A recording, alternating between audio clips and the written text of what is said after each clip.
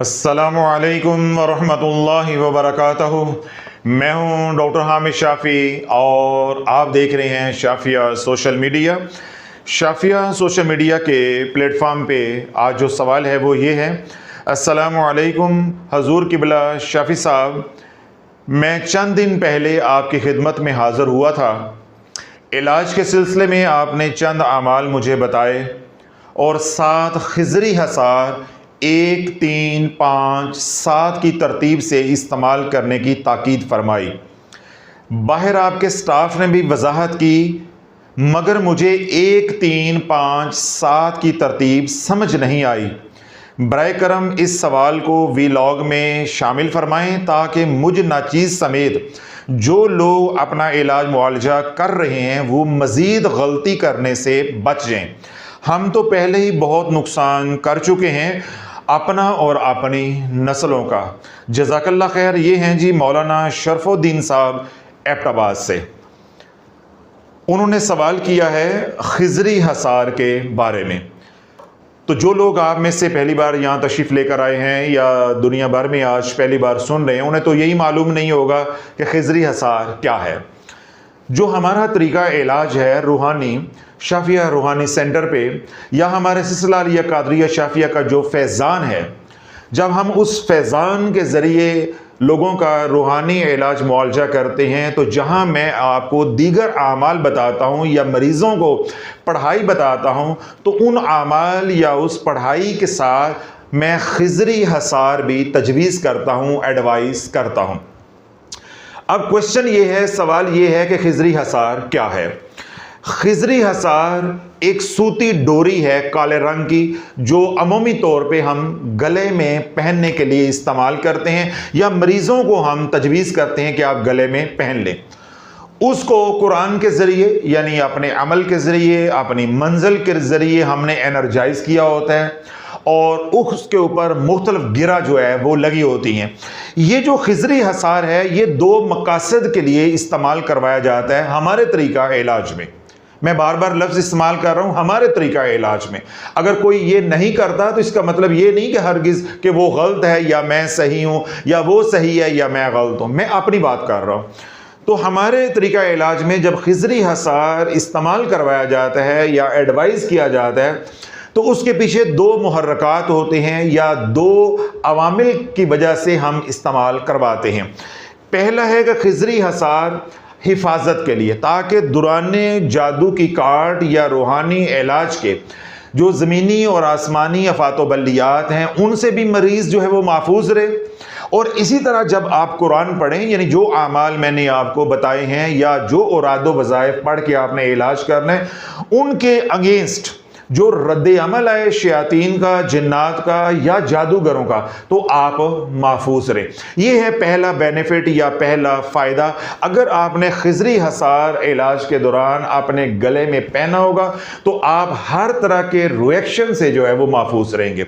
दूसरा फ़ायदा जो खिजरी हसार का होता है वो ये, जिस तरह मैंने शुरू में कहा कि ये एक काली डोरी है, एक मखसूस तरीके से हम इसको फैब्रिकेट करवाते हैं, फिर इसको एनर्जाइज किया जाता है, इसके ऊपर मुख्तलिफ जो गिरा हैं वो लगाई जाती हैं। ठीक है, फिर इसको कुरान के जरिए जो है वो दम करके एनर्जाइज करके पैक करके फोर के जो है वो आपको देता है। ये जो काली डोरी है या खिजरी हसार है, इसका दूसरा फंक्शन ये है कि जितनी भी नेगेटिव एनर्जी आपके ओरा के अंदर होती है या रूह के अंदर है, ये उसको अपने अंदर जज्ब करता है। मुख्तसर ये कि खिजरी हसार 2 in 1 है। जिस तरह खिजरी अमल 2 in 1 है कि बैक वक्त वो इलाज भी है और हसार भी है, इसी तरह खिजरी हसार यानी जो डोरी है ये भी 2 in 1 है।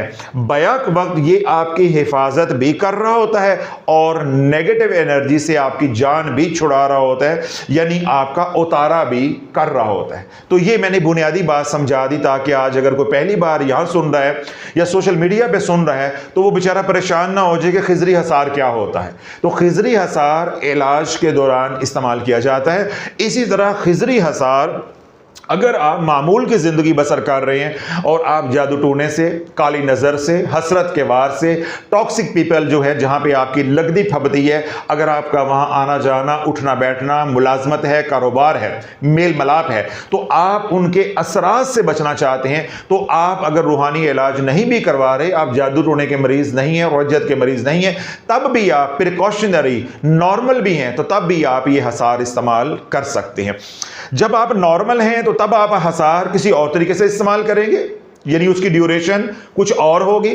और जब आप मौलाना शरफुद्दीन साहब की तरह मरीज होंगे, यानी हमारे ज़ेरे इलाज होंगे, तो फिर आप हसार 1 3 5 7 1 3 5 7 की तरतीब से इस्तेमाल करेंगे।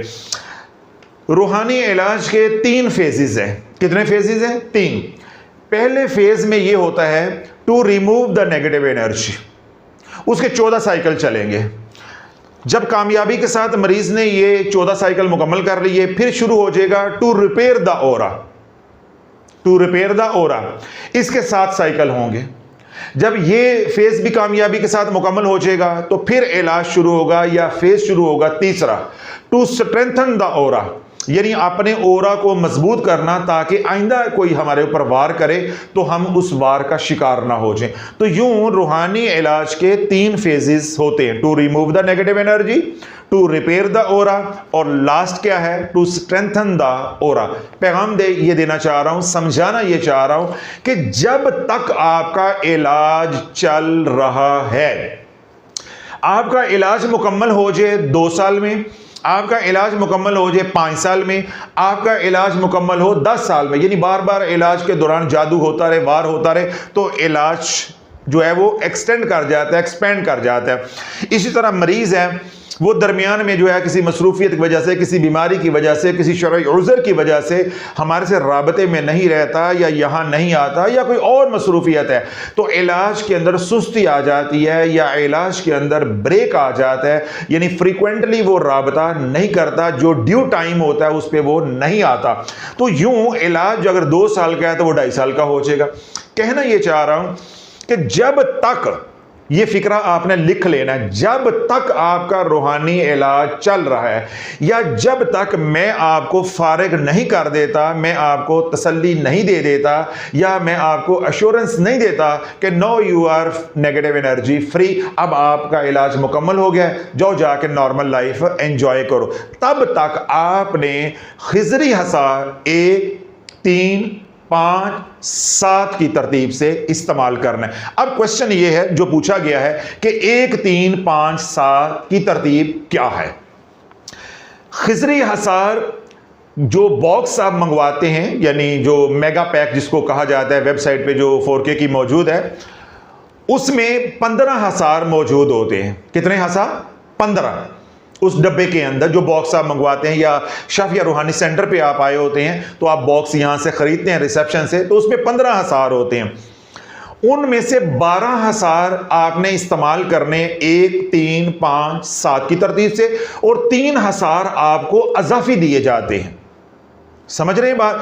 3 हसार आपको अजाफी दिए जाते हैं। अल्लाह ना करे ये जो 21 दिन का साइकिल है इसमें कोई गड़बड़ हो जाए या घर में कोई और बंदा बीमार हो जाए, तो ये 3 अजाफी हसार आप उसके लिए इस्तेमाल कर लें। या 21 दिन के बाद आपने ऑनलाइन रब्ता करना है या यहां आना है, तो किसी शरई उज़र की वजह से आप नहीं आ पा रहे, तो आपके पास हसार खत्म ना हो जाए, इसलिए 3 हसार आपको हिफ्ज़े मा तक़द्दम प्रिकॉशनरी ज्यादा दिए जाते हैं।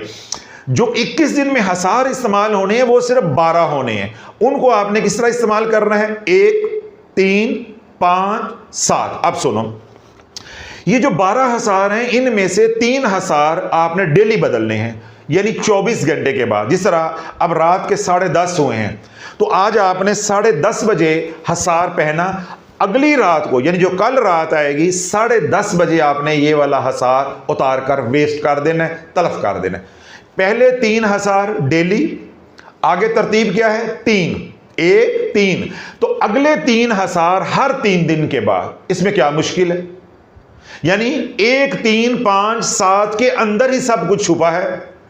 3 हसार पहले हर रोज बदलने के 24 घंटे के बाद, उससे अगले 3 हसार हर 3 दिन के बाद, उससे अगले 3 हसार हर 5 दिन के बाद, उससे अगले 3 हसार हर 7 दिन के बाद बदलेंगे। ये कुल कितने हो गए? 12। तो 3 मैंने आपको बताया कि आपको एक्स्ट्रा दिए जाते हैं अगर आप किसी वजह से लेट हो जाते हैं यहां आने में या ऑनलाइन राब्ता करने में, तो आपके पास हसार मौजूद हो। इसी तरह बार बार मैं समझाता हूं, यहां का स्टाफ भी समझाता है कि दौराने इलाज आप हसार इस्तेमाल कर रहे हैं, तो जो रखिएगा दौराने इलाज आप हसार इस्तेमाल कर रहे हैं 1, 3, 5, 7 की तरतीब से। जब आप 7 पे पहुंचे, कहां पहुंचे?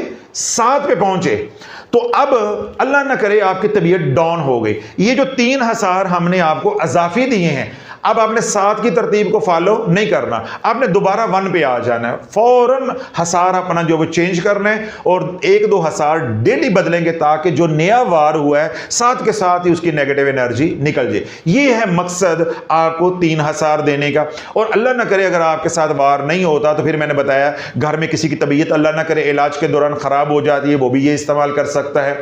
कोई बच्चा बीमार हो जाता है, किसी को नजर लग जाती है, वो भी इस्तेमाल कर सकता है। या आपने किसी को गिफ्ट कर है तो तब भी आप इस्तेमाल कर सकते हैं। इसी तरह आने जाने में देर हो जाती है, एक साइकिल से दूसरे साइकिल में गैप आ जाता है हफ्ते का, 5 दिन का, तो आपके पास सामान मौजूद हो, हसार मौजूद हो। आपको 12 हसार की जरूरत होती है, लेकिन मेरे कहने पे 4K आपको 15 हसार पैक करके देता है। 3 अजाफी होते हैं, बाकी 12 मैंने बताया 1, 3, 5 और 7 की तरतीब से आपने इस्तेमाल करने।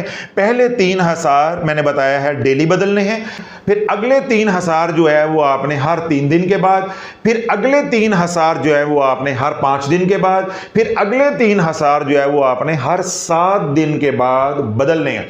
जो सबसे ज्यादा बात मैंने जोर देकर कही है या समझाने की कोशिश की है मौलाना शरफुद्दीन के इस सवाल के तनाजुर में, वो ये कि जब तक आपका इलाज चल रहा है यही तरतीब चलेगी, यही तरतीब चलेगी। ये नहीं है कि एक बार आपने हसार पहन लिया और आप बेफिक्र हो गए। ये अल्लाह वालों सिर्फ नफ्सियाती है, क्योंकि हमारे पास अमलियात का, रूहानियात का कोई इल्म नहीं है। मैंने कोई 5-7 मरतबा आप लोगों से सवाल किया है, गले में पहनने वाले हसार के ऊपर बयान किया, या मैंने जो है सूरत इखलास के ऊपर बयान किया। तो मैंने 3-4 दफ़ा ये आप लोगों से सवाल किया कि अगर आमिल से खुदा न खासा कोई गुनाह हो जाए तो क्या उसके पास तासीर बाकी रह जाती है? तो आप ही लोगों ने फतवा दिया था कि कोई तासीर बाकी नहीं रह जाती। आपने हसार पहन लिया या आपने गले में कोई तावीज़ पहन लिया तो आप जो कुछ मर्जी करते रहे, आपके पास तासीर बाकी रहेगी।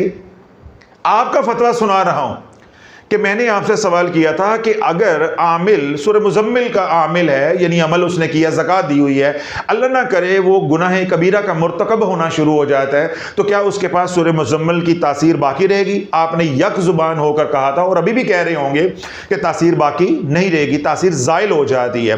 तो यही मैं आपका फतवा आपकी तरफ जो है वो लौटा रहा हूँ कि अगर आपने खिजरी हसार पहना है या किसी से लेके तावीज़ पहना हुआ है, ठीक है, तो या कड़ी पहनी हुई है या कोई भी नक्श पहना हुआ है, आप सारा दिन गुनाह भी करें, ठीक है, मौज मस्ती भी करें, अल्लाह की नाफरमानी भी करें, शौरी लाशौरी सब कुछ करें, तो आपकी तासीर बाकी रहेगी। अल्लाह बोलो ये नफ्सियाती एक असर होता है। तो इसलिए आपने दौराने इलाज हसार को यानी खिजरी हसार को 1, 3, 5, 7 की तरतीब से इस्तेमाल करना है। अगर आप खिजरी हसार को महज अपनी प्रोटेक्शन के लिए इस्तेमाल करना चाहते हैं, जिस तरह मैंने शुरू में कहा कि आप किसी टॉक्सिक माहौल में रहते हैं जहां आपकी लगती फबती है, टॉक्सिक लोग हैं, या आप नजर बद का शिकार हो जाते हैं, आपके बच्चे नजर बद का शिकार हो जाते हैं, या आप अक्सर बीमार रहते हैं वगैरह वगैरह, या आपके ऊपर जादू टोने का वार होता रहता है, तो आप इलाज मुआवजा तो नहीं कर रहे लेकिन आप खिजरी हसार को प्रिकॉशनरी इस्तेमाल करना चाहते हैं, तो आप हसार को 21 दिन के लिए इस्तेमाल करेंगे। यानी आपने एक हसार गले में पहन लिया, अब वो 21 दिन के लिए है, 21 दिन के लिए। फिर वही बात, अगर इमरजेंसी हो जाएगी फिर फौरन आपने हसार को तलफ कर देना है, जला देना है, डस्टबिन में फेंक देना है और नया हसार पहन लेना है। ये नहीं करना कि अब ये 21 दिन ही चलेगा, अब ये पोल्यूटेड हो गया है, ये आलूदा हो गया, इसके अंदर नेगेटिव एनर्जी आ गई, ये ओवर सैचुरेटेड हो गया, ये अब आपको नफा नहीं दे रहा, ये महज एक डोरी है, एक धागा है, एक तनी है, इससे ज्यादा ये कुछ नहीं है। ये आपको फायदा नहीं दे रहा, ना ही ये नेगेटिव एनर्जी को एब्जॉर्ब करने के काबिल रह गया है और ना ही ये आपको किसी भी किस्म की प्रोटेक्शन यानी तहफ़्फ़ुज़ दे रहा है, बिल्कुल नहीं दे रहा। तो जब इमरजेंसी हो जाए फिर आपने उसी तरह जिस तरह 1 3 5 7 की तरतीब है तो आपने 1-2 हसार डेली बदलने हैं, उसके बाद आपने दोबारा अपना हसार 21 दिन पर ले जाना है, यानी हर 21 दिन के बाद बच्चा है या आप खुद है आपने हसार बदलते रहना है, अगर आप महज अपनी प्रोटेक्शन के लिए इस्तेमाल करना चाहते हैं। और अगर आप हमारे मरीज हैं, आपका शाफिया रूहानी सेंटर पे इलाज चल रहा है या ऑनलाइन इलाज चल रहा है, तो फिर आपके लिए 21 दिन नहीं होंगे, आपके लिए 1 3 5 7 की तरतीब होगी। तो ये था जी तफसीली जवाब मौलाना शफरुद्दीन साहब ने जो सवाल किया था कि आपके स्टाफ ने भी हमें जो है रिसेप्शन पे समझाया कि 1 3 5 7 की तरतीब से खिजरी हसार इस्तेमाल करना है, लेकिन मुझे समझ नहीं आई, तो मैंने दोबारा खुद भी आज इसको वीलॉग का हिस्सा बनाया। मौलाना शफरुद्दीन साहब की डिमांड भी थी, उन्होंने रिक्वेस्ट भी की थी कि मेरे सवाल को जो है वीलॉग में शामिल किया जाए, तो मैंने तफसील के साथ समझा दिया है कि अगर आप रूटीन में खिजरी हसार इस्तेमाल करेंगे तो वो 21 दिन के लिए होगा, और अगर इमरजेंसी हो तो फिर फौरन डेली आप बदलेंगे, यानी अटैक हो रहा है। और अगर आप मरीज हैं तो 1 3 5 7 की तरतीब से आप खिजरी हसार जो है वो इस्तेमाल करेंगे। जिਉਂਦੇ रहो तो वसते रहो, अल्लाह सुना आपको हर तरह की परेशानी से, मुसीबत से, तकलीफ से आपको जो है वो महफूज रखे। अगर आप भी रूहानी इलाज मुआलजा कर रहे हैं या औराद वज़ाइफ कर रहे हैं या अमलियात के मुसाफिर हैं, इसी तरह या आप सलूक तय कर रहे हैं, रूहानियात के मुसाफिर हैं, आपका कोई सवाल है, आपका कोई इश्काल है या आपका कोई एतराज़ है, तो आप हमारी पेड ऑनलाइन सर्विस से 24 घंटे जब चाहें जिस वक्त चाहें आप इस्तेफादा कर सकते हैं। आप हमें एक वॉइस नोट सेंड करेंगे 5 मिनट का, 5 मिनट से 1 सेकंड भी ऊपर होगा आपको रजिस्टर नहीं किया जाएगा, वो वॉइस मैसेज मेरे तक नहीं आएगा, आपको रिप्लाई नहीं मिलेगा, आपका टोकन ज़ाया हो जाएगा और इसके जिम्मेदार भी आप खुद होंगे। इसी तरह अगर आप वॉइस नोट नहीं करना चाहते किसी वजह से, तो आप हमें 10 लाइनों का मैसेज भी कर सकते हैं, जिसको टेक्स्ट मैसेज कहते हैं। 10 से 11 नहीं होंगी, 10 लाइनों का होगा। तीसरी बात, अगर आपने वॉइस नोट कर दिया तो आप टेक्स्ट मैसेज नहीं कर सकते, अगर आपने टेक्स्ट मैसेज कर दिया तो आप वॉइस नहीं कर सकते, दोनों में कोई एक आपने करना है, या वॉइस करें या आप टेक्स्ट करें। एडमिन से आप रिक्वेस्ट करेंगे कि मुझे रजिस्टर कर लिया जाए, वो आपको रजिस्टर करेगा, रजिस्ट्रेशन के बाद वो आपको इन्फॉर्म करेगा कि हमने आपको रजिस्टर कर लिया। इंशाल्लाह 72 घंटे के अंदर अंदर आपको ये फ़कीर घर बैठे जवाब दे देगा। अगर आपका मसला इज्तिमाई नौइयत का होगा, आपके इजाज़त के साथ आपके साथ हम राब्ता करेंगे, आप इजाज़त अनायत करेंगे तो आपके सवाल को या आपके मसले को आज की तरह हम वीलॉग का हिस्सा बना देंगे, ताकि आपको भी नफ़ा हो और लाखों हज़ारों लोगों को जो दुनिया भर में मुझे सुनते हैं उनको भी नफा हो घर बैठे।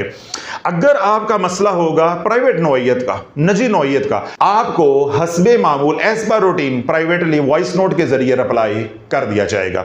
दुनिया भर में जो लोग सुन रहे हैं आपस में, जो परेशान हाल हैं, अल्लाह उनकी परेशानियों को दूर अता फरमाए, जो दुखी अल्लाह उनके दुख दूर अता फरमाए, जो सुखी अल्लाह उनके सुखों में मजीद बरकतें अता फरमाए। वो तमाम हजरात आप समेत जो दुनिया भर में सुन रहे हैं, अल्लाह ने उनको नेमतों से नवाजा है, अल्लाह उन नेमतों में बरकतें नाजल फरमाए। ये नेमतें जिनके पास हैं उनको भी हंडाना नसीब हो और उनकी नस्लों को भी हंडाना नसीब हो।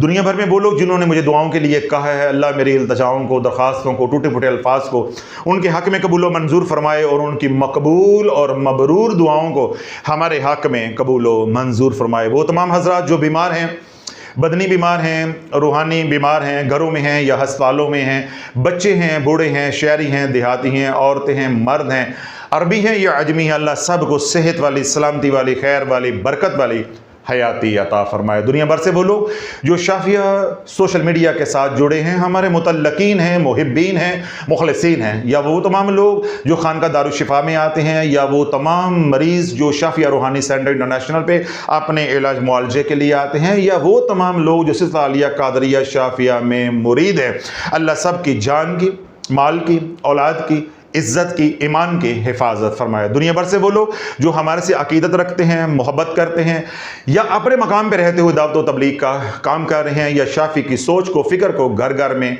पहुँचा रहे हैं, या वो खुश नसीब जो खानका की माली बदनी वक्ती खिदमत करते हैं, अल्लाह उनको हर तरह के शर से, मर्ज से, कर्ज से, जिल्लत से, इल्लत से और किल्लत से महफूज फरमाए। अल्लाह रब्बुल इज़्ज़त हमें ज़िंदगी इस्लाम पर गुजारने की तौफीक अता फरमाए और हम सब का खात्मा ईमान पर हो।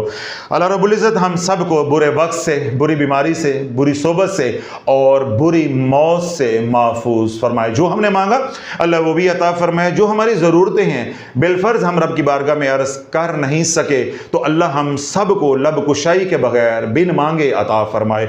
सुब्हान रब्बिका रब्बिल इज़्ज़ति अम्मा यसिफून व सलामुन अलल मुरसलीन वल्हम्दुलिल्लाह।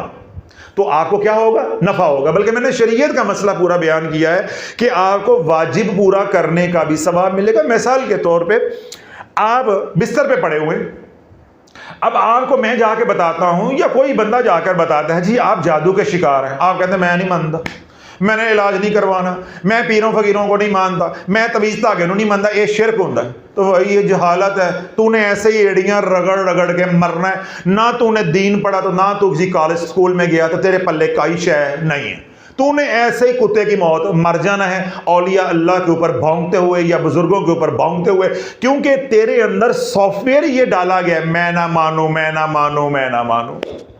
तेरे अंदर सॉफ्टवेयर ही हुआ। हूं नोकिया 3310 व्हाट्सएप कैसे चला दे, फेसबुक कैसे चला दे, ठीक है, या ट्विटर है, एक्स है, उसको कैसे चला दे, 3310 से चेक कैपेसिटी नहीं है। तो ये बदबख्ती की अलामत है। ये कोई आप अपने आप को साहबे इल्म जाहिर ना करें कि ओ जी मैं नहीं मनदा, असी मर जाएंगे तो चंगे हैं, कारोबार रुड़ गया तो रुड़ जाए, मैं ये तवीज़ धागे नू नहीं मनदा। तेरा नबी मानता था। फॉर योर काइंड इंफॉर्मेशन, तेरे नबी से ही हमने ये खैरात ली है और ले रहे हैं और उसकी उम्मत को मैं बांट रहे हैं। अमलियात का दरवाजा कहां से खुलता है? बारगाह रसालत से। कोई हदीस पाक की किताब खोलो, सही बुखारी तो बड़ी दूर की बात है, गैर मारूफ किताब भी कोई आप हदीस पाक की खोलो, आपको बाबुल अमलियात मिलेगा, अमलियात का बाब मिलेगा। यानी वो आमाल जो अल्लाह के नबी अलैहिस्सलातु वस्सलाम ने अपने गुलामों को, या वो साइल जो दुख लेके बारगाह रसालत में आए, हुज़ूर अलैहिस्सलातु वस्सलाम ने किसी को कुछ बताया, किसी को कुछ बताया, किसी को कुछ बताया, वो सब कुछ करते रहे और करवाते रहे। माज़ल्ला तू उनसे आगे बढ़ गए, तू उनसे बड़ा मवाहद बन गए, उन्होंने शिरक ना जाना, तूने शिरक बना लिया। कमाल नहीं हो गया? कमाल नहीं हो गया? वो क्या कहते हैं, सस्ते आलू ते महंगा पेट्रोल, ठंडा माहौल ते मिठे चौल, दस मैं किथे जावा ते मंजी किथे डावा। Skoon.com। आज मैंने सारा मजमून पूरा कर दिया। किधर की बात किधर चली गई है। अच्छा भला सीरियस माहौल चल रहा था, सस्ते आलू ते महंगा पेट्रोल, ठंडा माहौल ते मिठे चौल। Skoon.com जिथे भी रहते हो जिਉਂਦੇ रहो तो बसते रहो। अल्लाह वालों ऐसी बलाओं से दूर रहा करो। मैं समझाना ये चाह रहा हूं। अब अल्लाह वालों अगर आप रूहानी तौर पे मुतासिर हो गए हैं, जिस तरह बंदिश लग गई मैंने बताया, अब अगर आप इलाज करवाते हो अपनी जान को बचाने के लिए, जो कि वाजिब है, तो उस वाजिब पे अमल करोगे। भाई जान अल्लाह की अमानत है, अल्लाह ने हुक्म दिया इलाज करो, मैं उस वाजिब को पूरा कर रहा हूं। तो जो आगे तदबीर करोगे, ठीक है, चाहे रूहानी इलाज करवाओ, चाहे मेडिकल ट्रीटमेंट करवाओ, अगर रूहानी मसला है तो रूहानी करवाओगे, बदनी मसला है तो बदनी करवाओगे, वो सुन्नत के दर्जे में आ जाएगा। यहां भी अगर आप औराद वज़ाइफ करोगे, चाहे सेहत के लिए, चाहे कारोबार के लिए, चाहे बच्चों के रिश्तों के लिए, ये 100% जायज है, बल्कि ऐन हुक्म है कि करो करो। घर बैठे ओरा जो ब्लॉक हुआ है या पोल्यूटेड हुआ है या पोल्स ब्लॉक हुए हैं, ये घर बैठे या माह सब्र करने से खुल नहीं जाने। यहां मैं एक और बात भी लगे हाथ खोल दूं। बाज़ लोगों ने मेरे बयान सुने हैं 2-2.5 साल में, वल्लाहु आलम उनकी क्या मेंटलिटी है, या वो पैसा बचाना चाहते हैं। मैं अल्लाह ना करे कोई बदगुमानी नहीं कर रहा, मैं सिर्फ इस्लाह के हवाले से बात कर रहा हूँ। या उनको मेरी बात सही समझ नहीं आई, या वो वक्त बचाना चाहते हैं, या वो पैसा बचाना चाहते हैं, या अल्लाह की ज़ात जानती है या वो जानते हैं। कई लोगों के मुझे मैसेजेस आते हैं, हज़रत साहब जब से हमने आपके बयान सुने हैं तो हमने तमाम औरादो वज़ाइफ, तवीज़, धागा, नीला, पीला, चिट्टा, काला, अगे शाह, पीछे शाह, करंट शाह, सोलर शाह, बैटरी शाह, बग्गे शाह, अगे शाह, सब हमने क्या कर दिया, छोड़ दी। अच्छा जी, ठीक हो गया। अब क्या कर रहे हो? अब जी हम सिर्फ 5 अमाल करते हैं जो आपने बताए हैं, बाकी सब कुछ हमने छोड़ दिया। हो बाबा, ये तो आपने जो पीछे तबाही है उसके आगे बंद बांधा, वो जो तबाही फैलाई है 15 साल 10 साल वजीफे की हैं, उसकी बहाली किसने करनी, उसका इलाज किसने करना है? ये है कुल अकल। सुनो, अब एक बंदा है मिस्टर ABC, कोई भी है, मिस्टर सो एंड सो, उसको हार्ट अटैक हो गया। क्या हो गया? हार्ट अटैक हो गया। ओहो, आज के बाद नमक बंद, चकनाई वाली चीजें बंद, अब मैं परहेजी खाना खाऊंगा, मगर हार्ट अटैक का इलाज नहीं करवाऊंगा। उसको क्या कहोगे? वही मैं तुम्हें कहूंगा जो मुझे सुनाते हो ना कि हज़रत साहब हमने आपके बयान सुने, हमने सब कुछ छोड़ दिया, हम सिर्फ 5 अमाल करते हैं, तो हमने इलाज नहीं करवाना। तो जरा सोचो, अल्लाह ना करे, अल्लाह ना करे, आपको हार्ट अटैक हो जाता है, आप कहते हो आज से परहेजी खाना शुरू, आज के बाद नमक बंद, चिकनाई वाली चीजें बंद, देसी घी बंद, वगैरह वगैरह बंद, सिर्फ मैं परहेजी खाना खाऊंगा, मगर मैं अपनी बीमारी का, हार्ट अटैक का इलाज नहीं करवाऊंगा। आपके बारे में लोग जो कहेंगे ना कि आप कौन हो, वही मैं कहूंगा कि आपको पहले ज़हनी इलाज की जरूरत है। तो इसी तरह वो लोग जिन्होंने मेरे बयान सुनकर अपना ये जहन बना लिया है कि जो हो गया वो सो हो गया, चौधरी शुजात फार्मूला मिट्टी पाओ, मिट्टी पाओ। भाई ये मिट्टी पाओ प्रोग्राम, ये सियासत नहीं है कि चौधरी शुजात फार्मूला लगा दोगे और जो कुछ भी होगा जी मिट्टी पाओ आगे चलो, ये नहीं है। वो जो पीछे तबाही आपने की है तवीज़ धागा करके या औरादो वज़ाइफ करके, उसका इलाज करवाओगे, तब 5 अमाल से नफ़ा होना शुरू होगा। फिर 5 अमाल के साथ मज़ीद औरादो वज़ाइफ आएंगे, ये 5 अमाल भी चलते जाएंगे, साथ साथ इलाज भी चलता जाएगा। जब इलाज मुकम्मल हो जाएगा, पीछे से बल सफाई हो जाएगी, फिर सारी ज़िंदगी 5 अमाल करते रहना, इंशाल्लाह 5 घी और सारे कढ़ाई में होगा। इसका मतलब ये नहीं है आपको हार्ट अटैक हो गया तो सिर्फ आपने परहेजी खाना 5 अमाल करने हैं, ये नहीं होगा। तो ये बात भी आज मैंने वाज़े कर दी है कि वो हजरात जिन्होंने बयानात सुनकर औरादो वज़ाइफ छोड़ दिए, अगर वो पैसा बचाने के लिए, वक्त बचाने के लिए, या किसी भी नालायकी की वजह से या किसी भी शरई उज़र की वजह से इलाज नहीं कर रहे, तो अपनी इस्लाह कर ले, इस्लाह कर ले। जिस तरह मैंने दलील दी है, अल्लाह न करे किसी को शुगर हो जाती तो वो कहता जी मैंने आज से चीनी बंद, मिठाई बंद, मीठे चावल बंद, शाफी जिन्ना मर्जी कहता रहे, ठंडा माहौल तो मिठे चौल नहीं खाने, जो मर्जी कहता रहे, तो क्या शुगर नॉर्मल हो जाएगी? इसका क्या मतलब है? पहले इसका इलाज होना जरूरी है, या पहले शाफी के पास आना जरूरी है ताकि तशरीफ सीधी हो, तो अकल कोई अपने जगह पे आए तो अपना इलाज करवाओ। तो अल्लाह जिन्होंने बयान सुनकर तौबा की है, मैं उनको सलूट करता हूं, बहुत अच्छी बात है। लेकिन जो तबाही की है अपने खानदान की, या अपनी, उसका इलाज करवाओ। जो भी आपके करीब है या जहां भी आपका दिल मुतमईन होता है, अपना इलाज करवाओ। यहां मेरे पास आओ या ऑनलाइन मेरे से रब्ता करो अगर मेरे से दिल मुतमईन है। अगर आपको कोई सहूलत अपने इलाके में, ठीक है, अपने शहर कस्बे में है, तो वहां से इलाज करो, मेरे पास कोई आना फर्ज नहीं है।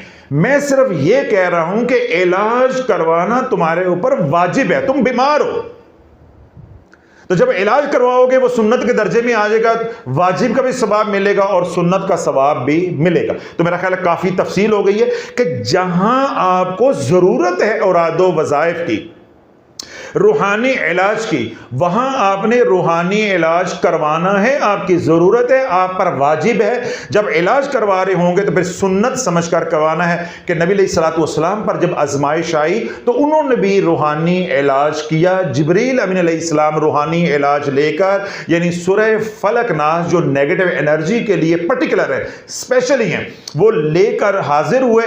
हुज़ूर अलैहिस्सलाम ने तिलावत फरमाई, जूं जिब्रील अलैहिस्सलाम पढ़ते गए, साथ साथ हुज़ूर अलैहिस्सलाम उन्हीं कालिमात को, उन्हीं अल्फाज को या उन्हीं आयात को 11 को दोहराते गए। 11 गिरा जो है वो लगी थी, 11 गिरा जब खुलती गई तो हुज़ूर अलैहिस्सलाम की तबीयत हशाश बशाश हो गई, यानी वो अमल टूट गया, वो अमल टूट गया। अब इलाज के 2 तरीके होते हैं। अगर किसी ने जादू किया है, जहां किया है, पुतला है, कंघी है, या इस तरह धागा है, या कोई भी चीज है जिस पे किया है, वो आपको मिल जाता है, आप उसको फासद कर देते हो तो आपकी जान छूट जाएगी। यानी फिजिकली उसको फासद कर देते हो, खत्म कर देते हो, पानी में बहा देते हो। जिस तरह लोगों को मैं कहता हूं भाई आपके घर में तावीज़ है, उनको पानी में बहा दो। अक्सर लोग कहते हैं जी हमारे घर से तावीज़ निकले। मैं क्या कहता हूं कि जलाना नहीं है, दबाना नहीं है, लटकाना नहीं है, इनको पानी में बहाना है। जब पानी में बहा दोगे तो इंशाल्लाह काफ़ी हद तक यानी 80-90% उसका असर जो वो ख़त्म हो जाएगा। बाकी थोड़ी बहुत सदका खैरात करो, पाक साफ रहो, इंशाल्लाह बाकी जो 10% या 15% नेगेटिव एनर्जी आई है वो अल्लाह के हुक्म से क्लियर हो जाएगी। आपको इलाज करवाने की ज़रूरत नहीं है।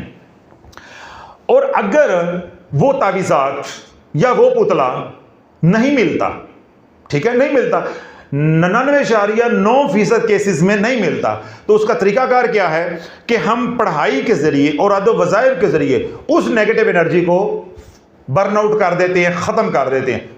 ये तरीका भी, ये ऑप्शन भी मौजूद है। तो इसलिए समझा ये रहा हूं कि अगर आपका मसला ताज़ा है, एक्यूट है, कोई बात नहीं, तब ये इलाज होगा।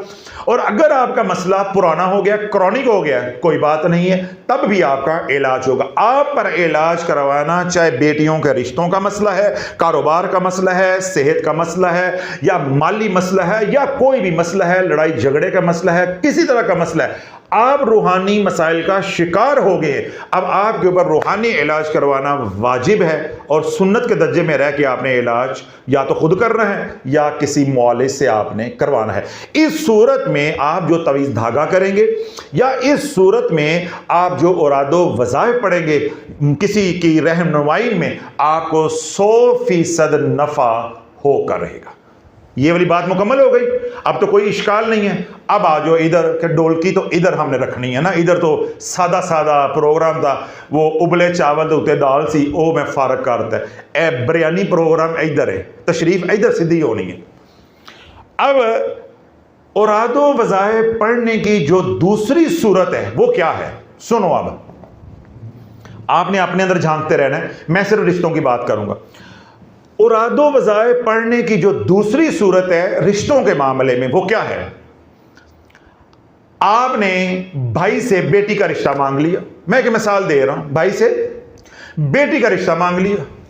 बेटी रिश्ता करवा के राजी नहीं अपने कजन से, यानी आपके बेटे के साथ। आपका जो भाई है वो रिश्ता दे के राजी नहीं, बेटी की मां राजी नहीं है।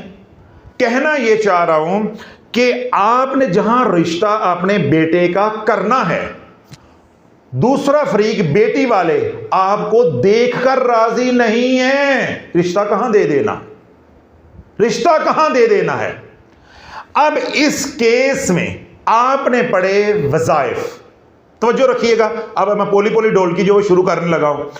अब आपने शुरू कर दिए औरादो वज़ाइफ, असा रिश्ता लेके छड़ना है, असा रिश्ता लेके छड़ना। एक तो ये सूरत हाल हो सकती है, सिनेरियो हो सकता है। एक ये भी हो सकता है कि आपने रिश्ता मांगा, उन्होंने इनकार कर दिया, कहीं और कर दिया, बाहर या अपने खानदान में कहीं और कर दिया।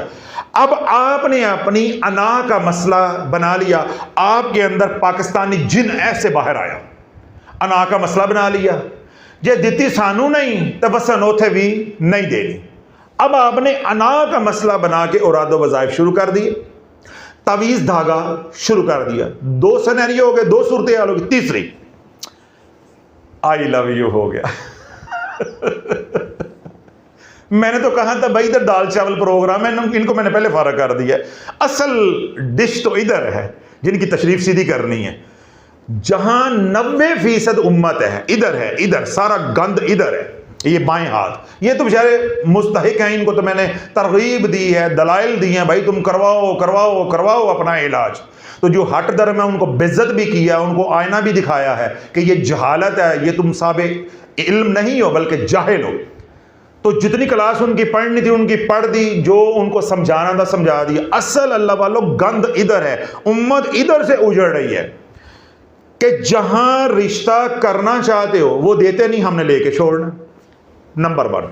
नंबर 2, रिश्ता मांगा, उन्होंने इनकार कर दिया, कहीं दे दिया, अब दुश्मनी पे उतर आए कि अब हमने बसरे नहीं देनी, या वहां से डिटैच करवा के तड़वा के इत्थे टांका लाना है। दो सूरतें हो गई। और तीसरी क्या है? I love you. क्या है? I love you. नौजवान बच्चे बच्चियां आपस में आई लव यू हो गया। अब कोई इधर से नहीं मान रहा, कोई उधर से नहीं मान रहा, तवीज़ धागा शुरू हो गया, वजीफे शुरू हो गए, टिकटॉक से देखकर या फिर ऑनलाइन घर में सलाजीद पहुंचना शुरू हो गई। अब आप देखें, पिछले से पिछले एतवार मेरे पास एक फैमिली आई। अब वो खातून, मैंने आज तक किसी खातून से उसकी उम्र नहीं पूछी क्योंकि हमारी ज़रूरत ही नहीं है, तो मैं मजबूर हो गया उस खातून से ये सवाल करने पे, क्योंकि उसके सारे सर के बाल जो है वो सफ़ेद थे। एक तो तरह सर के बाल सफ़ेद हो गए या दाढ़ी के बाल सफ़ेद हो गए, आपने डाई कर ली, वो तो एक अलग मामला है ना, वो डाई भी नहीं किया हुआ है, बिल्कुल सफ़ेद। आप थोड़ा सा तसव्वुर करें कि एक औरत है, उसके ये वाले आईब्रोज के जो बाल हैं वो भी सफ़ेद सफ़ेद हों और सर बिल्कुल वो बानो कुदसिया की तरह चिट्टा हो, तो आप उसके बारे में क्या सोचेंगे। लेकिन शाफी ढीठ हो के मैंने हिम्मत करके पूछा, मैंने कहा एक्सक्यूज़ मी, आपकी एज कितनी है? कहती हज़रत साहब मैं अराउंड 50 हूँ, यानी 50 के करीब मेरी उम्र। ठीक है, मैंने कहा बताएं क्या मसला क्या आपका। थोड़ा सा मुझे पता था। शुरू हो गया। शुरू क्या हुआ है कि मुझे मोहब्बत हो गई है 50 साल की उम्र में, और अगली बात मीनोपाज भी हो गया हुआ है। मैं किथे जावा ते मंजी किथे डावा, मीनोपाज भी हो गया है। यानी अगर आपको नहीं समझ आई, औरत के अंदर बच्चे पैदा करने की जो सलाहियत है वो भी खत्म हो गई। फिर भी इश्क हो गया, भाई होता होगा, हमारा तो हुआ, वो भी खत्म हो गया उनको इश्क हो गया। अब वो अपने शोहर को कहती है दे तलाक दे तलाक दे तलाक, खुला दे खुला दे। लड़ाई मार कुटाई, सड़क पे भी उसके शोहर ने मारा वगैरह वगैरह। अब वो क्यों तलाक चाह रही है कि कहीं उसने अपने टांके सेट कर लिए हो। उसने खुद मुझे बताया कि मेरे शोहर ने मुझे कहा कि तूने इसी घर में अब जीना है, मरना है, जो भी होना है, तेरा कौन है?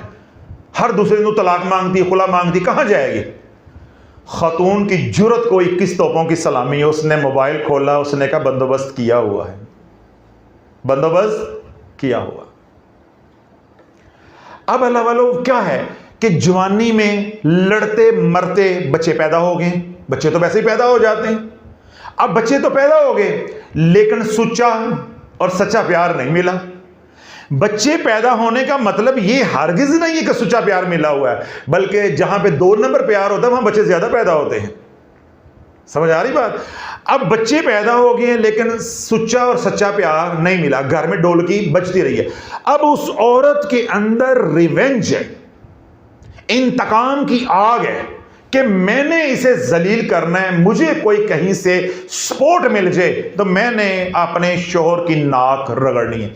अब उसको कोई मदारी मिल गया है, फ्राडिया इस उम्र में, जिसने कहा मैं कबूल कर लूंगा, मैं तेरे खर्चे भी उठाऊंगा, यानी बच्चे भी पैदा नहीं तो कर सकती, सारी बातें उसे मालूम है। इसके बावजूद उसने कहा जी आई लव यू, मैं तुम्हें कबूल करता हूं। अब उसके उकसाने पे या उसके गुमराह करने पे वो औरत तुली हुई है कि मुझे हजरत साहब कुछ ऐसा पढ़ने को बताएं कि तलाक हो जाए। मैंने कहा बेशर्मे, मैं जोड़ने के लिए बैठा हूं या तोड़ने के लिए बैठा हूं?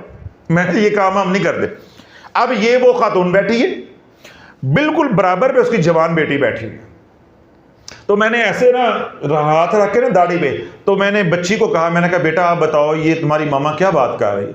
अब वो 22-24 साल की बच्ची है, वो टप टप रोना शुरू हो गई, आंसू। उसने मैं सारी कहानी जो है वो खोल ली। कहता साहब हमारी माँ को शर्म नहीं आ रही है, अब हमारी शादियों का वक्त है, हमारी माँ ये गुल खिलाती है, हमें कौन लेगा? बड़ी वैलिड बात थी, हमें कौन लेगा? हमारी माँ की हमारे बाप के साथ रोजाना लड़ाई अब इस बात पे है कि मुझे तलाक मुझे तलाक। हम कहते हैं कि हम अपने बाप की वकालत नहीं करते। ठीक है, उसने तुम्हारे साथ बुरा सलूक किया, कुछ तुम्हारे अंदर भी गलतियां थी, चलो मान लेते उसने बुरा सलूक किया। अब जवानी आपने गुजार ली, बुढ़ापे में जरूर जलील होना।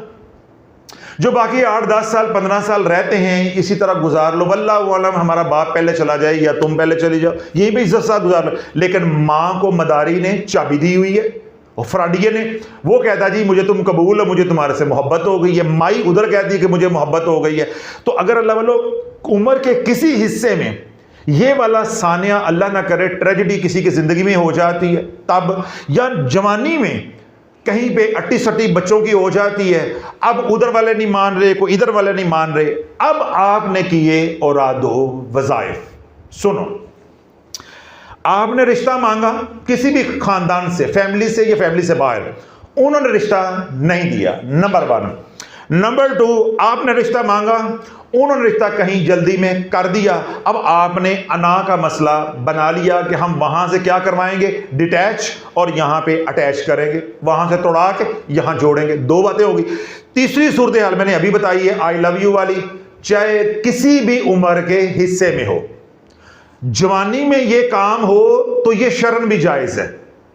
अगर लड़का लड़की आपस में पसंद करते हैं, बड़े उनके सर जोड़ देते हैं, ये ऐन शरीयत के मुताबिक है, कोई इसमें मुज़ायका नहीं, कोई बुरी बात नहीं है। और अगर हो जाए 50 साल की उम्र में तो इसको मोहब्बत नहीं कहते, नहीं, मजा नहीं आ रहा, अखा मलो ते कन्ना चुंगलियां मारो।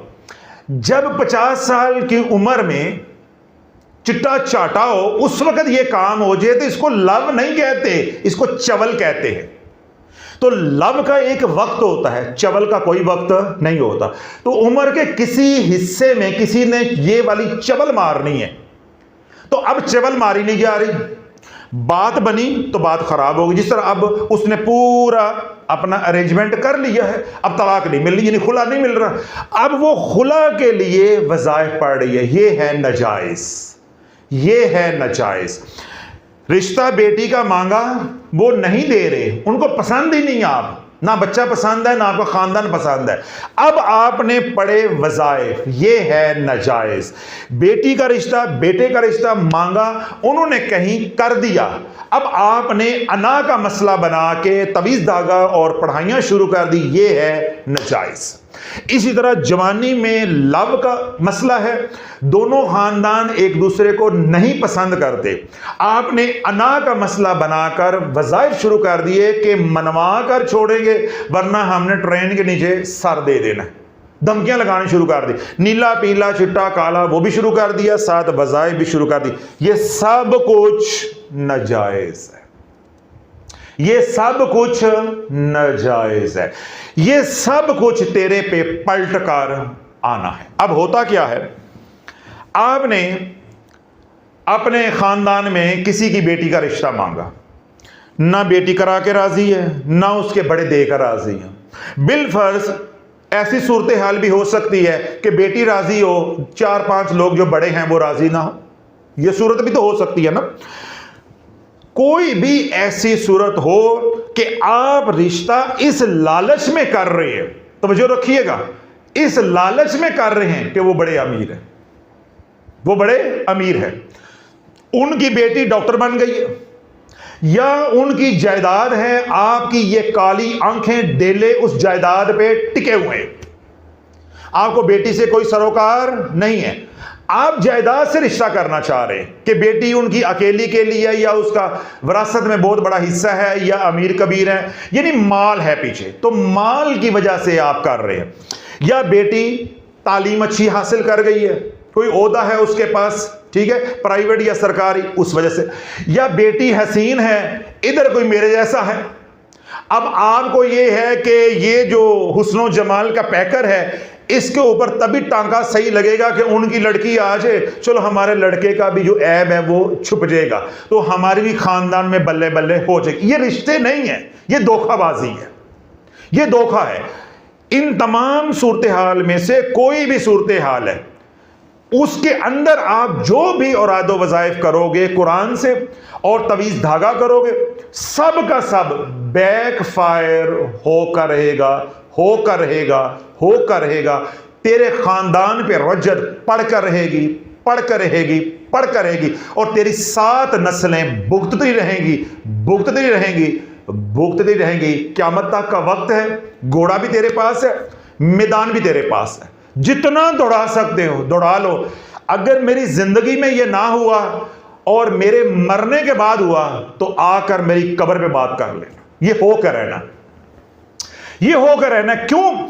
जब आपने कुरान को नाजायज मकासद के लिए इस्तेमाल किया, वो एनर्जी ने बाउंस होना ही होना है। अब होता क्या है, जिस तरह मिसिस काशिफ गुमन साहब हैं, उन्होंने गिले किए हैं, शिकवे किए हैं, देखो जी मैंने बेटी का रिश्ते के लिए वजीफ़ा किया, बेटे के लिए किया, अब हमारा तो हो गया। मैंने तो पहले वाजे कर दिया कि जहाँ ज़रूरत होगी वहाँ पे ये गोली चल के रहेगी और इंशाल्लाह कामयाबी भी मिलेगी। आगे वो ये कहती हैं कि लोग जायज़ और नाजायज़ काम के लिए वजीफ़े करते हैं और उनके काम भी होते हैं। बीबी तूने मेरे बयानात काम तक सुने हैं, उनके काम जब हो जाते हैं फिर क्या होता है वो नहीं तुमने सुना। अभी भी दोहराया है कि 7 नस्लें ये वजीफे खा जाएंगे। अब सुनो, आपने नाजायज काम के लिए, जैसा बेटी के रिश्ते की हम बात कर रहे हैं, आपने पढ़ाई शुरू कर दी। मिसाल के तौर पे आपको किसी ने कहा 11 मरतबा सूरह मुज़म्मिल पढ़ो, या मुंह में इलायची रखकर 1100 मरतबा या वदूदू पढ़ो, ताकि वो रिश्ता हमें दे दें, वो जो मुखालफत कर रहे हैं वो बाज आ जाए। अब आप एनर्जी जनरेट किए जा रहे हो, वजीफा पढ़े जा रहे हो, जो भी किसी ने बताया हुआ है उनका तसव्वुर कर करके इम्कान है, तवज्जो नहीं कर रहे। असल अब मौजू हमारा शुरू हुआ है। इम्कान है, बल्कि कवी इम्कान है कि रिश्ता हो जाएगा। ये कुरान है, ये एनर्जी है। जितना आप खलूस के साथ, तड़प के साथ, चाहे फ्रॉड ही है, पढ़ोगे, क्या होगा, वो एनर्जी उनके ओरा में जाती जाएगी। हर बंदे की क्या है, एक बर्दाश्त है। जब वो एनर्जी इधर से उधर इतनी हो जाएगी कि उनकी बर्दाश्त से बाहर हो जाएगी, उनके जहन माऊफ हो जाएंगे। उनके जहन क्या हो जाएंगे, माउफ। मैं मैकेनिज्म साइंस आपको बता रहा हूं कि हिप्नोटाइज कैसे किया जाता है। ये जो लोग पैसे डबल करते हैं, सड़कों पे खड़े होकर एक पल में फ्रॉड करके निकल जाते हैं, बाद में हम कहते हैं ओ ये क्या हो गया। तो भाई ये यही तो समझा रहा हूं कि जब एनर्जी आप वजीफे के जरिए या आप आमिल हैं तवज्जो के जरिए मुंतकल करोगे तो क्या है, हर बंदे की एक बर्दाश्त है। जब ओरा के अंदर एनर्जी मैक्सिमम चली जाएगी तो वो एनर्जी उसके दिमाग को, ये जो कॉन्शियस माइंड है, तो जो करो जरा, मुश्किल अल्फाज हैं, ये क्या है, कॉन्शियस माइंड है, इसको शट डाउन कर देगी, ये बंद हो जाएगा। ये दिमाग का अगला हिस्सा जो ये है, इसको कहते हैं कॉन्शियस माइंड, इसको कहते हैं सब कॉन्शियस माइंड। ये जो फ्रंटल हिस्सा है, ठीक है, ये जो फ्रंटल ब्रेन है, ये हो जाएगा शट डाउन। आपके अंदर सोचने की सलाहियत खत्म हो जाएगी। ये जो लोग फ्रॉड करते हैं, पैसे डबल करना या लूटना या वगैरह वगैरह, घरों में औरतें आती हैं, वो क्या करती हैं, वो होती है काले इल्म की आमिल।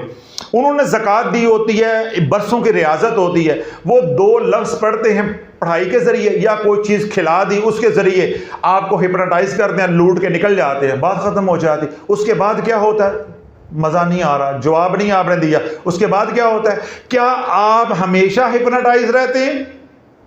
अगले ही लम्हे, लुटने के अगले ही लम्हे, जो ही वो लुटेरा आपसे दूर होता है, उसकी एनर्जी आपसे अलग होती, आप होश में आ जाते हैं। ऐसे ही होता है, अगले ही लम्हे आप होश में आ जाते हैं। क्यों? उसने परताव डाला, आपके ऊपर इंप्रेशन डाला, आप माउफ हो गए, आपका ये जो हिस्सा है ये शट डाउन हो गया, सोचने की ताकत ही खत्म हो गई, आपको कुछ समझ ही नहीं आ रहा मैं क्या करना है क्या नहीं कर। वो जो कुछ कहेगा आप करते जाओगे, जो कुछ कहेगा आप करते जाओगे, अच्छा बुरा जो भी वो कहे, जो ही वो आपसे अलग होगा उसका इंप्रेशन खत्म हो जाएगा, उसकी एनर्जी का तासुर असर खत्म हो जाएगा, आप होश में आओगे तो आपकी आंखें खुल जाएंगी, हमारे से फ्रॉड हो गया। अब आओ, आपने वजीफे पढ़े, आपने तवीज़ जलाए, आपने उल्टा सीधा जो कर सकते थे किया कि हमने रिश्ता लेकर छोड़ना है, या जहां उन्होंने कर दिया हमने तोड़कर छोड़ना है और लेकर छोड़ना है। अब आप एनर्जी ट्रांसफर किए जा रहे हैं, 10 दिन, 15 दिन, 20 दिन, महीना। एक वक्त आया कि उनका ये फ्रंटल ब्रेन जो है यानी कॉन्शियस माइंड है, ये शट डाउन हो गया। तो फिर क्या होगा, जो आप बोलोगे। फ्राडिया का मैंने क्या बताया कि जो फ्राडिया बोलेगा वो वही बेचारा मजलूम करेगा। इसी तरह आज आप कामयाब हो गए, वजीफे पढ़ पढ़ के, एनर्जी पहुंचा के, हिप्नोटाइज कर करके, आज उन बेटी वालों का दिमाग क्या हो गया, माउफ। अब जो आप कहोगे जिन यार न चावे, अब तो आपके हाथ में लगाम आ गई है, चाबी आपके हाथ में आ गई है। अब अच्छा करो बुरा करो, अब जो कहोगे उन्होंने रिश्ता दे देना। अब यहां तवज्जो रखनी है, रिश्ता हो गया, वजीफे से कामयाबी मिल गई। जिस तरह लुटेरे ने कार्रवाई डाली, वो लूट कर रफू चक्कर हो गया, बाद में क्या हुआ, लुटने वाले को होश आ गई। इसी तरह रिश्ता हो गया, बेटी आ गई घर, जो ही रिश्ता हो जाएगा तो जिस तरह लुटेरे ने पढ़ाई बंद कर दी थी, आपने भी बंद कर देनी है। वो करे तो लुटेरा, ए करन दे राबिया बसरी। साडी मां बड़ी नेक है, मैं जदों अपनी मां नूं वेखां ना तो मुसल्ले ते बैठी हुंदी, ए हाल है मामा दा, ए मामा करन दईयां, ए औरतां करन दईयां। 99% औरतें, कोई 1% मर्द होता है। हमारी मां जो तहज्जुद में उठती, ए तहज्जुदां पढ़ियां जा रही हैं। किसी की बेटी को वजीफों के जरिए हिप्नोटाइज करके अपने घर लेकर आना, क्यों? वो डॉक्टर बन गई है, उनके पीछे जमीनें हैं। मेरा खानदान क्यों उजड़ा? यही तो रोना था। मेरी मां बिस्तर पे पड़ी या मेरी मां इस हाल में इस दुनिया से रुखसत हुई तो क्यों हुई? यही तो रोना था कि मेरी मां 2 बहनें थी, भाई था नहीं, मामू था नहीं। अब मेरा खानदान ये कहता था, नानी जो हमें बताती थी कि जो आता था वो कहता था कि दोनों के रिश्ते लेने, यानी दोनों बेटियां हैं, दोनों लेनी। मसला क्या था? नंबरदारी। मसला क्या था? ज़राअत। मसला क्या था? ज़मीन। मसला क्या था? शहरी जायदाद। सिर्फ ये माल की वजह से मेरी मां और मेरी खाला बल्ली चढ़ गई, बल्ली चढ़ गई। मेरी नानी ये कहती थी, जो हमें बताती थी, मेरी नानी ये कहती थी मर जाऊंगी, दोनों एक घर में नहीं देनी, एक घर में नहीं। नाना राजी थे, नाना राजी थे। वो कहती थी कि मैं मर जाऊंगी, एक घर में दोनों नहीं दे रही। बेटा मेरा है नहीं, अल्लाह ना करे एक ही घर में दोनों दुखी हुई तो किसके साथ जाकर दुख सुख करेंगी है? तो दोनों अलग अलग ब्याह होंगे, अल्लाह ना करे कोई एक दुखी होती, चलो दूसरी हो, उसका दुख सुख सुनने वाला कोई दरवाजा तो खुला रहे। अब जब ये मेरी नानी ने स्टैंड लिया तो यहां से हम दुश्मनी में आ गए। ये हमारा कसूर है कुल। और ये कहानी कितनी पुरानी है? तकरीबन, मैं अगर भूल ना रहा हूं, 55 साल या 60 साल पुरानी है। 60 साल पहले जब औरादो वज़ाइफ नहीं थे, गली मोहल्ले के अंदर, क्या बस्ती के अंदर टेलीग्राम तार पढ़ने वाला बंदा नहीं मिलता था, जादू तब भी इतना था। 60 साल कमो पे या 55-60 के दरमियान में मुझे याद पड़ता है, इतने साल पुरानी बात है, यानी 70 से पहले की बात है। आप अंदाजा लगा लें कि उस वक्त मोहल्ले के अंदर, क्या पूरी बस्ती के अंदर टेलीग्राम आ जाती थी ना, तो लोग रोना पिटना शुरू कर देते कि बंदा मर गया है। तो टेलीग्राम पढ़ने के लिए बंदा नहीं मिलता था, कुरान पढ़ने के लिए बंदा नहीं मिलता था। उस वक्त आपको अखबार पढ़ने वाला, पढ़कर सुनाने वाला बंदा नहीं मिलता था। लोगों के घरों में खत आ जाता था तो खत लेके लोग फिरते रहते थे, कोई पढ़ने वाला मिल जाए। मैं इतनी पुरानी बातें कर रहा हूं क्योंकि मैं कायदे आज़म का छोटा भाई हूं। सुनने वाले कहते हैं हजरत साहब तो बड़े पापी हैं, पुराने हैं, पुरानी मुड्डी है। अल्लाह वाला, तारीख तो तारीख है ना, वो किसी उम्र में भी सुनाई जा सकती। जो हमने अपने बड़ों से सुनी, मैंने ऐसी बायदा भी आपको सुना दी। कहना ये चाह रहा हूं कि 50, 60, 70 साल पहले जब ये हालात हमारे मुल्क के थे, या हमारे यहाँ एजुकेशन रेट ये था, जादू तब भी था, जादू तब भी था। फिर नानी अम्मा हमें बताती है कि मेरे घर में ना खून गिरा, जो हमारा आबाई घर है, डेरा था, उसमें ना खून गिरा, वो लोथड़े में कच्चा गोश्त होता है ना बड़ा, वो निकला। इसी तरह फिर एक दफ़ा नानिया ने बताया कि कपड़े कटने वाला काम जो है वो हो गया, यानी मेरी वालदा के कपड़े जो है वो कटना शुरू हो गए। वहां से फिर मेरी वालदा जो है वो बीमार रहना शुरू हो गई, वालदा जो बीमार रहना शुरू हो गई। अब मेरी नानी ने अपनी दोनों बेटियों के रिश्ते कर दिए। समझ आ रही बात? अब मेरे जो खालू हैं वो एसडीओ थे उस वक्त, तो जो मेरे वाले साहब हैं वो मातड़ मेरी तरह जिम्मेदार थे, जरा कमजोर थे। दूसरा रिश्ता जो है, बड़ी जो बेटी थी यानी मेरी खाला जो है, उनका एसडीओ की तरफ हो गया, वो लाहौर शिफ्ट हो गए, ये इधर आ गए। अब खानदान में अभी रिश्ते, रुखसतियां नहीं हुई, अभी वो निस्बत तय हुई, बस ये निज़ाम जो है वो शुरू हो गया। तो मेरी नानी ने कोई दर नहीं छोड़ा। अल्लाह वाला, जब लोग हमारी तजलील करते हैं ना तो मेरा खून खोलता है। मेरी नानी, जब तक मुझे होश है कि वो मुझे नानी ने पाला, मेरी माँ तो वही है, जब मैं पैदा हुआ तो मुझे नानी को दे दिया, इसलिए मेरे अपने बहन भाइयों के साथ या ये वो फासला है, यानी मेरी वो उस तरह के साथ अंडरस्टैंडिंग जो है वो नहीं है। तो मेरी नानी मुझे बताती थी कि बेटा मैंने कोई दर नहीं छोड़ा। उस जमाने में, जिस जमाने में टांगे के अलावा कोई सवारी नहीं होती थी, कोई दर नहीं छोड़ा। जहां पता चला है ना, मैं गई हूं, करते गए, जिस तरह मैं कहता हूं, लेंदे गए, नुकसानात, सेहत खराब, मामलात खराब, जो उस वक्त जराए थे या जहां तक वो भाग दौड़ कर सकते थे उन्होंने की। फिर जब हम बड़े हो गए, यानी मेरे बड़े बहन भाई बड़े हो गए, फिर वो बेचारे अपने ताई भागते रहे, जहां किसी ने बताना उन्होंने लेकर जाना। अब वो करते करते वो जादू, वो वजीफे जो मेरी माँ के ऊपर किए, वो इतने पुराने हो गए कि जहां जाते थे वो कहते थे जी हम इलाज तो करते हैं लेकिन साढ़े वसों बाहर है, हम काट नहीं कर सकते, कि अमल इतना पुराना हो चुका हुआ, अमल इतना पुराना हो चुका है, शदीद हो चुका हुआ। अब जब वो स्वाद आती, यानी महीने में या 2 महीने के बाद जब वो घड़ी आती, वही वक्त आता, वो मैच कर जाता, माँ की तबीयत ख़राब होना शुरू हो जाती। वो एक बार तबीयत ख़राब होती, वो 2 हफ्ते जो है कभी अस्पताल में आ रहे हैं तो कभी अस्पताल से जा रहे हैं, कभी उधर आ रहे हैं तो कभी इधर जा रहे हैं। यानी इन हालात के अंदर हम सब बहन भाई भरे हुए, तो कोई बंदा नहीं मिला, कोई बंदा नहीं मिला। और आज अल्हम्दुलिल्लाह 1 रुपया खर्च किए बगैर महज टोकन, वो भी हम किसी और शक्ल में इनको लौटा देते हैं। हम कहते हैं घर बैठे इलाज करो, शाफी नाम ही काफी है, मैं जानूं तो मेरे सरकार जाने।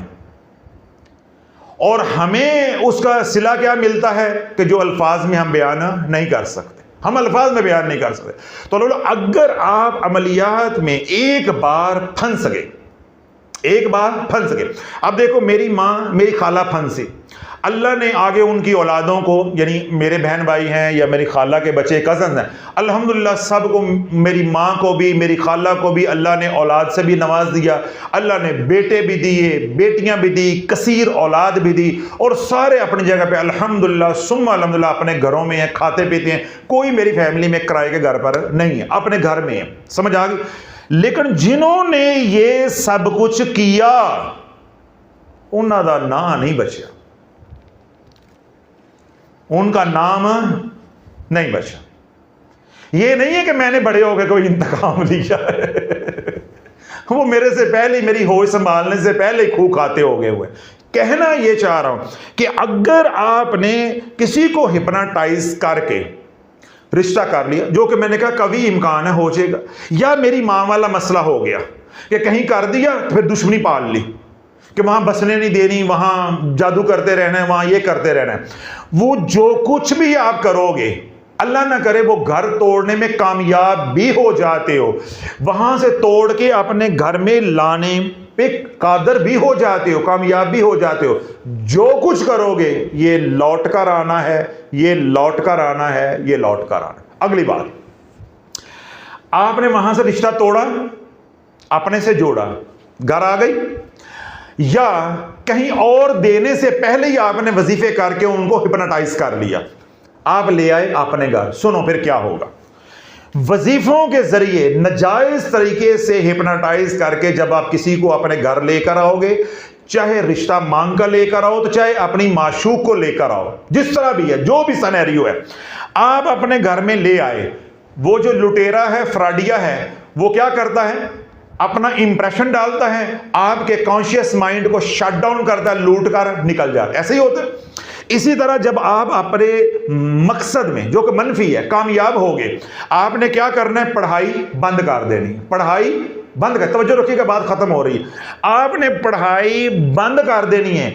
अब महीना 2 3 4 जितना भी अरसा आप पढ़ाई कर करके फूंगे मारते रहो, तवीज डालते रहो, पानी पिलाते रहो, नीला पीला चिट्टा काला करते रहो, जब आपने ये सब कुछ बंद कर देना है, क्योंकि बीबी तो घर आ गई है, रिश्ता तो मिल गया है, शादी तो हो गई है, जो ही आप बंद करोगे 6 महीने, लिख लो जरा कागज पे, कोई मेरी आपकी उम्र का पता नहीं, 6 महीने के बाद वो एनर्जी रिवर्स हो जानी है, वो एनर्जी, वो तावीज़ात का असर, वो इंप्रेशन रिवर्स हो जाना।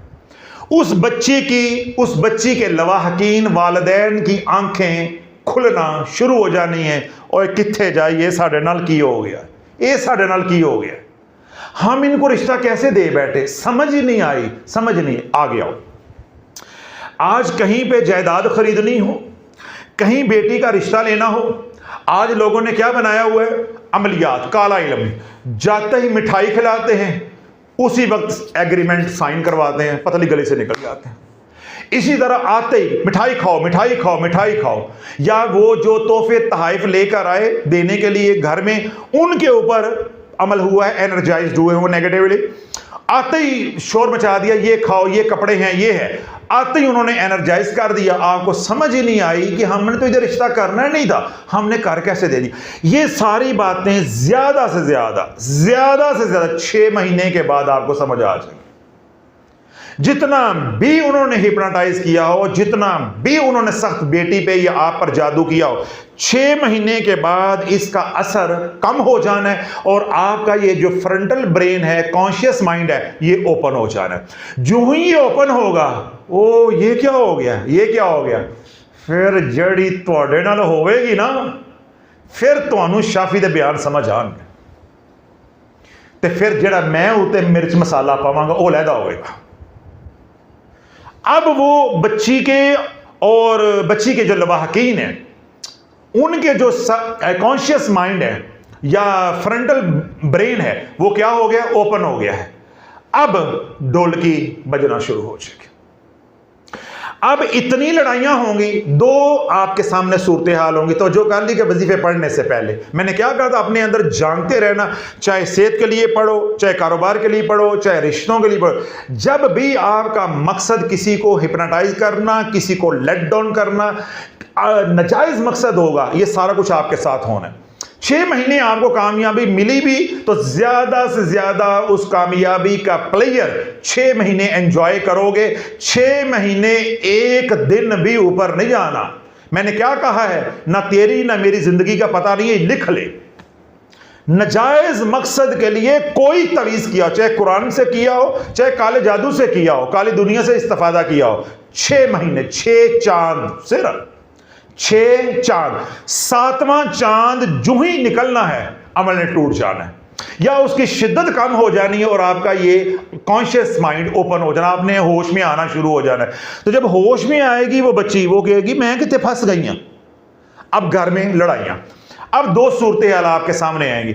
वो बच्ची इतना डेस्परेट होगी, लड़ेगी, झगड़ेगी, या तो गोलियां खा के मर जाएगी, या तो गोलियां खा के मर जाएगी, या वो लड़ झगड़ के, अगर उसका बच्चा पैदा नहीं हुआ इन 6 महीनों में, वो उम्मीद से नहीं हुई, हमल नहीं है, वो अपने मां बाप के घर चली जाएगी और एक ही तकाजा होगा, तलाक तलाक तलाक। मैं नहीं बसना, मैंने ओदा मुंह नहीं देखना, मैं नहीं बसना। घर क्या हो गया, टूट गया। पढ़ लो वजीफे, कर लो तबीज ताका। जिन्होंने नोट छापने थे वो छाप के निकल गए, जिस आमिल से करवाते रहे उसकी भी दिहाड़ियां लग गई, जिसने रसाला बेचना था वो भी नोट छाप गया, जिसने वजीफों का चूरन बेचना था वो भी नोट छाप गया, जिसने चैनल चलाना था वो भी डॉलर छाप गया। हुण तुसी होर चुप हो तो भुगतो, भुगतना आपने अकेले ने है। अब वो खतून तेरे घर बसने वाली नहीं है। अगली बार 2 सिनेरियो होंगे ना, या 2 सूरतें हाल होंगी, एक मैंने बता दी। अगर वो बच्ची प्रेग्नेंट हो गई है, हामिला हो गई है, अब उस बेचारी के पैर बंध गए, मुसीबत बन गई, पीछे मां बाप मर गए, या मां बाप या घर का माहौल, मैके घर का ऐसा है, वो कहते हैं बेटा हमने जो कर दिया, हुआ तो हमारे से फ्रॉड है, लेकिन अब तूने वापस नहीं आना। कुछ शरीफ लोग होते हैं, आला ज़रफ़ लोग होते हैं, खानदानी होते हैं, वो खुला तलाक को अपनी अना का मसला समझ लेते हैं, अपनी इज्जत पे धब्बा समझ लेते हैं। वो कहते हैं ठीक है, जो हो गया बेटा तेरे मुकद्दर थे, फैसला हमारे से गलत हुआ है, माफ हमें कर दे, लेकिन तूने रहना वहां है। अब बच्ची का क्या हो गया, दरवाजा बंद, नहीं समझ लगता है एक काला चूरन तुसी भी खादा है। बच्ची का दरवाजा बैक डोर हो गया बंद, यहां वो होश में आ गई, यहां हुआ फ्रॉड, यहां वो रहना नहीं चाहती, पीछे वो जा नहीं सकती, क्योंकि पीछे उसको मां बाप बहन भाई कबूल करने वाले नहीं है। अब वो उसी घर में रहेगी। तवज्जो रखिएगा, ये दिल के कान जरा खोल लो। अब वो खातून उसी घर में रहेगी, तेरे बच्चे भी पैदा करेगी, तुझे 2 कतरे लाल दुआई के भी पिलाएगी, तेरे खानदान को भी जलील करेगी और आमिल के नीचे जाकर भी लेटेगी। ये इतना क्लिप काट कर इसको महफूज कर। ये है वज़ाइफ की दुनिया, ये है वज़ाइफ की दुनिया। दोबारा दोहरा दूं अगर आंखें नहीं खुली। अगर वो बच्ची पीछे जा सकती है फिर तो हो गया खुला और तलाक, चैप्टर क्लोज। दुश्मनियां पड़े या बाद में जो कुछ भी हो वो मामला हो गया खत्म।